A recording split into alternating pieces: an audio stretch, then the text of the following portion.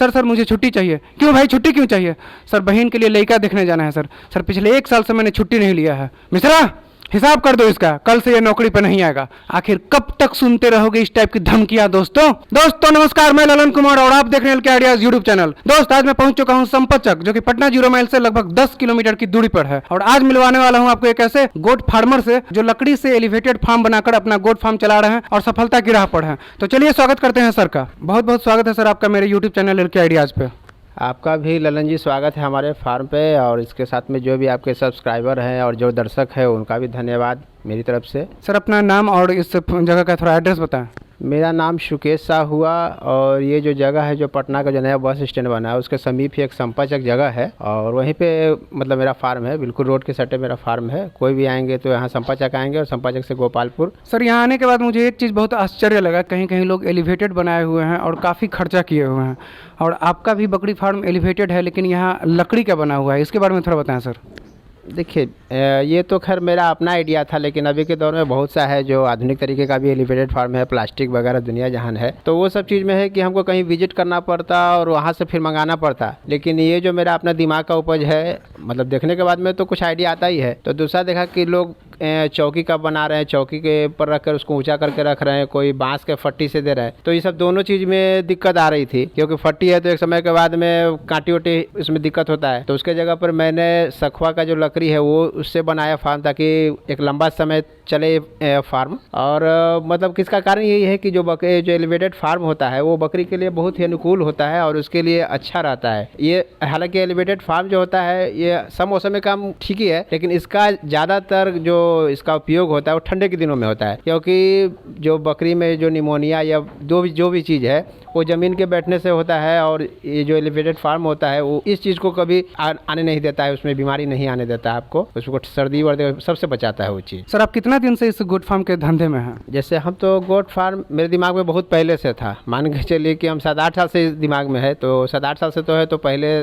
मतलब मेरी मम्मी या दादी लोग है जो छोटा मोटा रूप में 1-2 बकरी पालती थी, मतलब शौकिया तौर पर पालती थी। लेकिन हमने इस चीज़ को हमेशा दिमाग में बैठाया, लेकिन उस समय थोड़ा इतना नहीं लगाया दिमाग। कपड़ा की दुकान चलाते थे पहले और अच्छा खासा दुकान चलाते थे, लेकिन एक होता है ना कि अंदर से जो दिल का ख्वाहिश होता है कि हम ये चीज़ करें। जैसे कोई भी धंधा कीजिए ना, तो धंधा वैसा कीजिए जिसमें आपका दिल लगे। जो धंधे में आपका दिल लग गया ना उसमें आपको कामयाबी जरूर मिलेगी। मजबूरी में धंधा नहीं करना चाहिए। मजबूरी में धंधा नहीं करना चाहिए। अभी के दौर में लोग ज़्यादा मजबूरी के चलते लोग दूसरे का काम देख करके लोग सोचते हैं कि हम ये कर ले, दूसरे का धंधा देख कर तो करना ही नहीं चाहिए। सर कितना जगह में बना हुआ है आपका ये बकरी फार्म? मेरा जो फार्म है ये लगभग 10 कट्ठे का फार्म है, जिसमें से मैंने सिर्फ बकरी को जो रहने और इसका खाने पीने का जो है ये करीब 2 कट्ठे के आसपास में बना है। 1 कट्ठे में जो है मेरा फार्म अंदर एलिवेटेड जो देख रहे हैं करीब आधे कट्ठे से ऊपर में है। उसके बाद में आधा पौन कट्ठा से 1-1.5 कट्ठे में मतलब इसका चरने घूमने फिरने के लिए और खाना प्लस इसी में खाना है और इसी में रहना है। सर एलिवेटेड फार्म बनाने में आपको कितना खर्चा पड़ा? देखिए, एलिवेटेड फार्म हम इधर बनाए हैं, और इसमें ये नहीं कि हमने सिर्फ पूंजी सिर्फ एक ही बार लगाया था शुरू में। उसके बाद में जो भी मतलब बकरी से हमको इनकम आया, उसके बच्चे बेचने के बाद में इनकम आया, उसी को फिर मैंने बकरी में ही लगाया इसको। और इसमें करीब मोटा मोटी मान के चले कि लाख रुपया हमको लगा हुआ है, मतलब सिर्फ एलिवेटेड फार्म में जो देख रहे हैं जो तख्ते का जो बना हुआ है। इसलिए कि उसमें एक बार मेरा पूंजी इन्वेस्ट हुआ, लेकिन अदर लकड़ी से अगर हम बनाते तो मेरा जल्दी खराब हो जाता, सड़गल जाता। लेकिन सखुआ को कहा जाता है कि कुछ पुष्ट तक चलता है ये सब लकड़ी, इसलिए मैंने सखुआ का बनाया। तो उसमें कुछ खर्चा ज़्यादा हुआ, लेकिन वो हमेशा के लिए समझिए कि हो गया। जितना जानवर मेरे पास में है उसके लिए हमेशा के लिए हो गया। जितना जगह में आपका एलिवेटेड बना हुआ है उसमें कितना बकरियां रह सकती हैं? जितना मेरे देखिए, क्योंकि वो ज़्यादातर वो जो एलिवेटेड फार्म है उसमें सिर्फ बकरी को रात को स्टे करने के लिए, रात में ठहरने के लिए उसमें रखते हैं। उसमें हम 100 बकरी तक भी रख सकते हैं उतने जगह में, क्योंकि वहाँ पे यहाँ पे जैसे कि आप देख रहे हैं कि दिन में खाना खाएगी, मतलब कि एट नाइट यानी 8-9 बजे रात तक यहाँ रहती है सब। उसके बाद में वो ऊपर में जाएगी सब। ऊपर जाने के बाद सब उसको सिर्फ आराम करना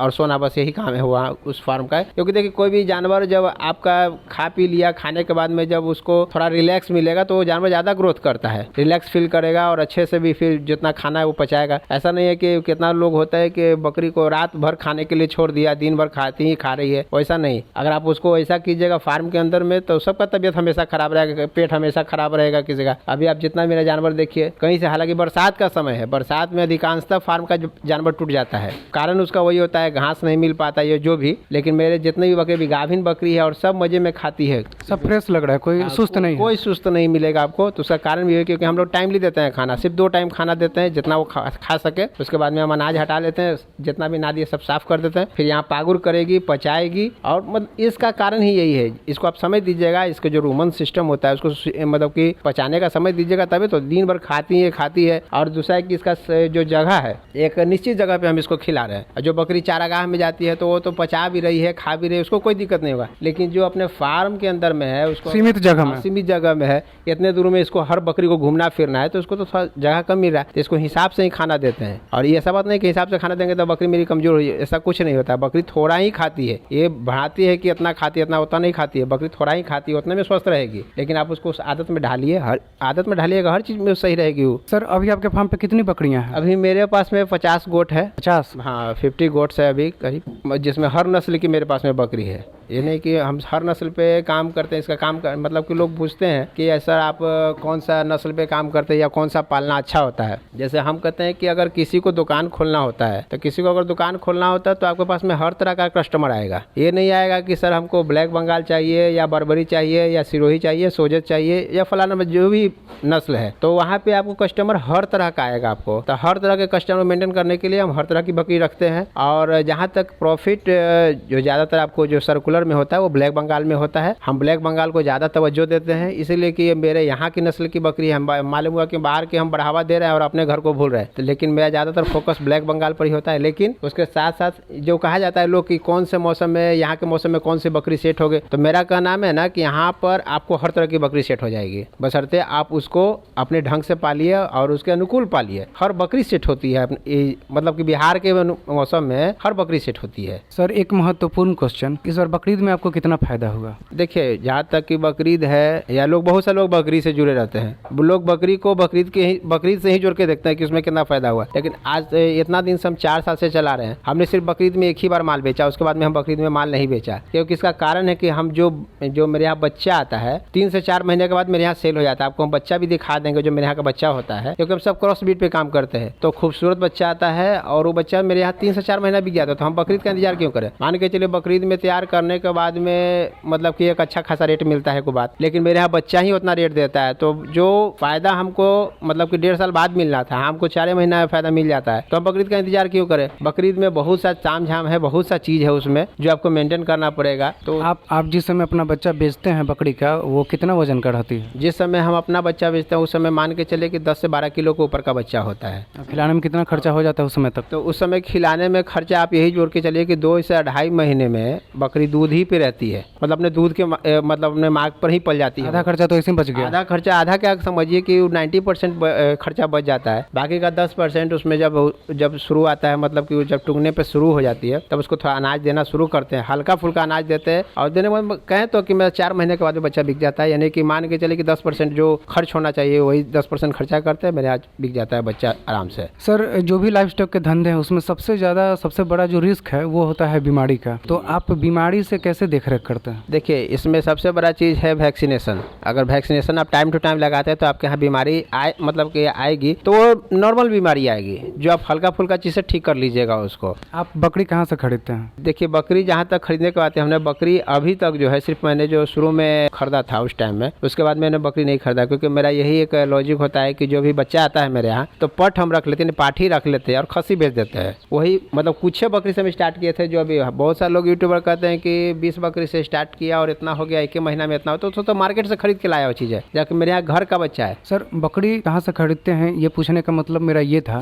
कि जब आप बकरी खरीद कर लाते हैं तो वो वैक्सीनेटेड है कि नहीं, उसे वैक्सीन दिया गया है कि नहीं, ये कैसे पता चले? और अगर मान लीजिए वैक्सीन दिया हुआ है और हम अपने फार्म पे उसको दोबारा दे दिए तो उसका कोई साइड इफेक्ट है, इसके बारे में थोड़ा बताएं। जैसे ये आपका एक महत्वपूर्ण क्वेश्चन है ललन जी। जैसे आप सबसे पहली बात तो अगर आप बकरी खरीदते हैं ना, तो बकरी का चुनाव ऐसी जगह से करें, मंडी से तो बिल्कुल ना खरीदे, मेरा एक सलाह है, क्योंकि मंडी में ज़्यादातर कटर माल बिकने के लिए आता है। सस्ता तो आपको मिल जाएगा वहाँ पे, लेकिन उसमें कोई ये सिक्योरिटी वाली बात नहीं रहेगी कि उसका वैक्सीन क्या करेगा। जो किसान है या जो भी बेचने आते हैं वो क्या उसका मेंटेन करेगा, ये गुद्दू को बेचने के लिए आता है। तो मेरा तो सलाह यही रहता है कि जब भी आप बकरी खरीदे तो किन्हीं मतलब कि जो फार्मर है, जैसे हम जैसे गोट फार्मर है या जो भी है, कहीं से भी खरीदे, लेकिन वहाँ से खरीदे, इसलिए कि वो वहाँ पे वैक्सीन वगैरह करके रखते हैं। नहीं करेंगे तो नहीं करने का सवाल ही नहीं है, क्योंकि इससे जो बीमारी होता है, जनरल बीमारी होता है, कभी भी आ सकता है। तो आदमी बचाव के लिए ज़्यादा कोई वैक्सीन में खर्चा होता नहीं है, 500,000 खर्चा करता है, और उसके वजह से जो भी अगर जानवर हम वहाँ से कर लेते हैं तो मेरा ये होता है कि मेरा जानवर मरेगा नहीं, अच्छा रहेगा। आने के बाद में सर्दी बुखार रहेगा, लेकिन वो सब ठीक हो जाएगा। जैसे जो घातक बीमारी होता है वो नहीं आए बकरी में। इसलिए मेरा तो सलाह होता है जब भी किन्हीं को भी कि आप किन्हीं, या तो फिर अगर किसी किसान से, छोटे तब के किसान से ही लेते हैं, तो आप वहीं पर उसका वैक्सीनेशन कर दीजिए। आप अपने यहाँ मत लाइए, क्योंकि आपके यहाँ लाने के बाद में बकरी टूटती है, थक जाएगी, उसके बाद में आपको वैक्सीनेशन करने का ही टाइम नहीं देती है। मेरा ये सुझाव होता है कि जैसे कि आप जहाँ से भी बकरी लेते हैं ना, तो आप वहीं पर उसका वैक्सीनेशन कर दीजिए। आप जैसे कि मान के चलिए किसी किसान के पास में गए, उन्होंने 5 हज़ार बताया कि मेरे बकरी का दाम, आप उनको पैसा दे दीजिए, आप डिवॉर्मिंग कर दीजिए वहीं पे। डिवॉर्मिंग करने के बाद में वहीं पे ले जाकर के उसको PPR वगैरह लगा दीजिए। उसके बाद में लाइए आप अपने फार्म में, कोई दिक्कत नहीं होगा, तो रम जाएगी तुरंत मनी में। और जैसे कि आप अपने फार्म पे लाते हैं तो उसका शेड्यूल होता है। ऐसे अगर मेरे हिसाब से देखा जाए तो बकरी को मतलब कि जो वैक्सीनेशन होता है फार्म के लाने के बाद में 1 महीने बाद लगाना चाहिए। लेकिन आदमी सीधे कहता है कि लाएं वैक्सीन कर दिया, वैक्सीन कैसे कर दीजिएगा आप? लाने के बाद में बकरी आपके यहाँ रमेगी 6-7 दिन, तो उसको छोड़िएगा, उसके बाद में डिवॉर्मिंग कीजिएगा। डिवॉर्मिंग अगर मान के चलिए आपके यहाँ आया, उसको सर्दी बुखार लग गया, पहले उसको आप ठीक कीजिएगा। अगर उसी पीरियड में आपने PPR लगा दिया तो बकरी आपको मरनी ही है, किसी भी हालत में मरेगी आपको। कोरोना का टीका भी अस्वस्थ आदमी को नहीं दिया जाता है। हाँ, उसी तरह से इसका भी हर मतलब जितना भी वैक्सीनेशन है उसका एक ही मतलब की रूल होता है कि जितना भी आपका बिल्कुल स्वस्थ जानवर को ही आपको टीका लगेगा आपको।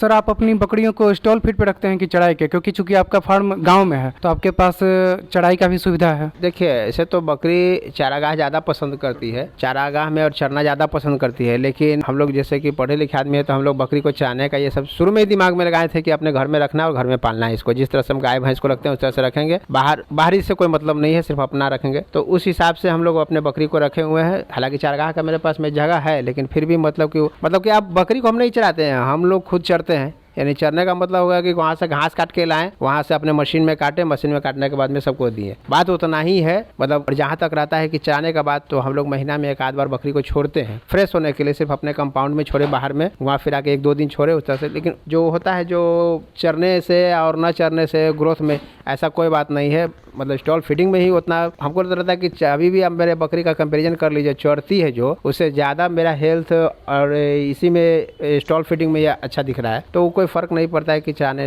लेकिन जहाँ तक हम है जो अपने स्टॉल फीडिंग में ही रखते हैं अपने बकरी सबको। क्या क्या देते हैं सर आप खाने में? देखिए, जहाँ तक खाने की बात रही ना, तो लोग बहुत सा भ्रांति फैलाते हैं कि बकरी मेरी ये ना खाती है, वो ना खाती है। अरे आप जो बकरी को पहले से आप काजू किशमिश खिलाने का जो आदत लगा दीजिएगा तो बकरी वही चीज़ खोजेगी आपको कि हमको वही चीज़ चाहवे कीजिए। हम अपने बकरी को कुट्टी खिलाते हैं, जो अभी के दौर में आप दिखा भी सकते हैं लोग को कि जो कुट्टी सूंघता भी नहीं है जानवर, बकरी सूंघेगा भी नहीं, मेरे यहाँ सूखले खाती है। तो उसका कारण कि हमने उसको इस आदत में ढाला है, बहुत चाव से खा रही है, बहुत चाव से खा रही है। तो उसका कारण क्या है ना कि उसके साथ में जैसे कि कुछ और चीज़ भी देते हैं, अनाज वगैरह शुरू में दे करके उसको पहले आदत लगाइए। आदत लगाने के बाद में फिर उसमें और एक बार जब भी ढल जाएगी ना, तो आपका समझिए कि बकरी में जो खर्चा होता है, बकरी में खर्चा सिर्फ खिलाने में ही होता है और कोई चीज़ में खर्चा नहीं होता है। आपको कितना हो जाता है 1 महीना में पूरा सब खिलाने में?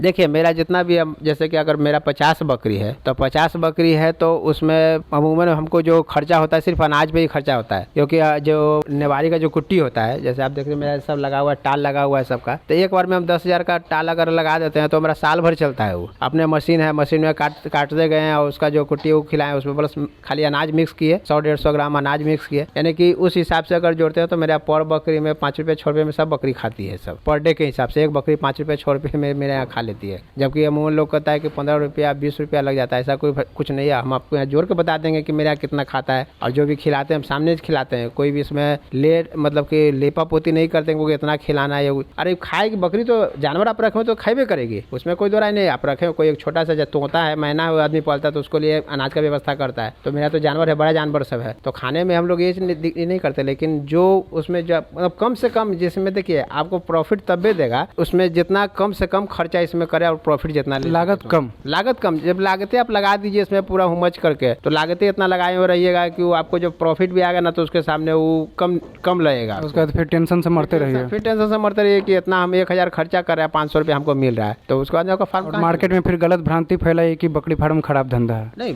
हाँ यही चीज़ होता है, जैसे कि आपने सही मैनेजमेंट नहीं रखा तो खुद मतलब कि फेलियर होबे करते हैं। दूसरों को भी बोलेंगे कि अरे अब हम तो किए थे लेकिन इसमें इतना खर्चा है उतना खर्चा है, अब बचता उसता कुछ नहीं है, तो दूसरों को भी मतलब कि माइंड को नेगेटिव मूड में ले जाते हैं। लेकिन ऐसा कुछ नहीं है, अगर ढंग से कीजिएगा, एक सिस्टमेटिक ढंग से कीजिएगा तो इसमें बेनिफिट है। सर आपके फार्म पे जो बकरियां हैं काफ़ी व्यवस्थित ढंग से रह रही हैं, चूँकि आपका फार्म जो है एक तरह से बाहर में देखा जाए तो बांस बल्ली का बना हुआ है, और बहुत जगह सुनने में मिलता है कि फार्म को मजबूत बनाइए। फिर आपका कितना मतलब बांस बल्ली में तो आप काफ़ी खुश नज़र आ रहे हैं, तो ये बताइए थोड़ा।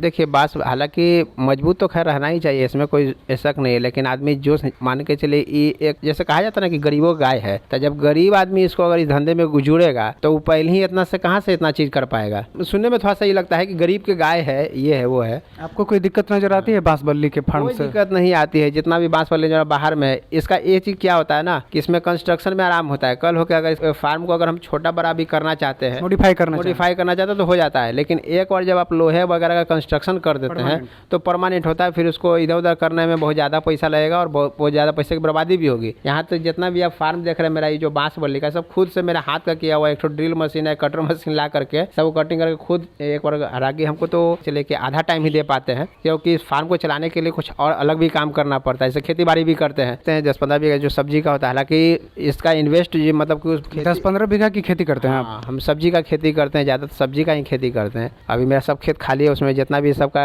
बकरी का जो भेलारी निकलता है सब अभी मेरे खेत में डला रहा है, सब टोटल अभी खाद के रूप में अभी। बहुत बहुत धन्यवाद सर आपका, जो आपने इतनी अच्छी जानकारी हमें दी। आपका भी धन्यवाद ललन जी, और आपका भी बहुत बहुत धन्यवाद किया मेरे फार्म पे आए, छोटे से फार्म पे आए, और इसके लिए आपका और आपके सारे दर्शकों को धन्यवाद। फार्म आपका छोटा नहीं है सर, बहुत बड़ा फार्म है, बाहर भी है अंदर भी है, 10 कट्ठे में बना हुआ है, इसको छोटा नहीं बोलते हैं। देखिए मेरे नज़र में तो जैसे कि अभी यूट्यूब में देखते हैं बहुत बड़ा बड़ा है ये जो भी, लेकिन हम तो जितना भी मेरे जो भी आते हैं लोग सीखने, हम बकरी भी लोग बताए कि सर आप बकरी दीजिएगा, हम कहते हैं कि बकरी नहीं, हम तो कहते हैं कि जो आपके क्षेत्रीय नस्ल है ना, आप अपने से आपको सस्ता भी पड़ेगा, आप वहाँ से स्टार्ट कीजिए, 4-5 लेकर के स्टार्ट कीजिए, और उसके बाद में जो कहिएगा फिर उसके बाद में हम जहाँ भी होगा आपको हेल्प करेंगे, इसमें पीछे नहीं रहेंगे, जहाँ तक हमसे मदद होगा आपको जरूर मदद करते हैं। और दोस्तों सर ने कहा कि मेरे छोटे से फार्म पे, एक बात आपको बता दूं कि बकरी फार्म पे नहीं चलता है, छोटे फार्म या फिर बड़े फार्म पे नहीं चलता है, बकरी फार्म बड़े हौसले से चलता है। इसलिए अपनी जानकारियाँ जुटाइए, ट्रेनिंग लीजिए और लग जाइए इस काम में, सफलता आपके कदम चूमेगी। धन्यवाद सर।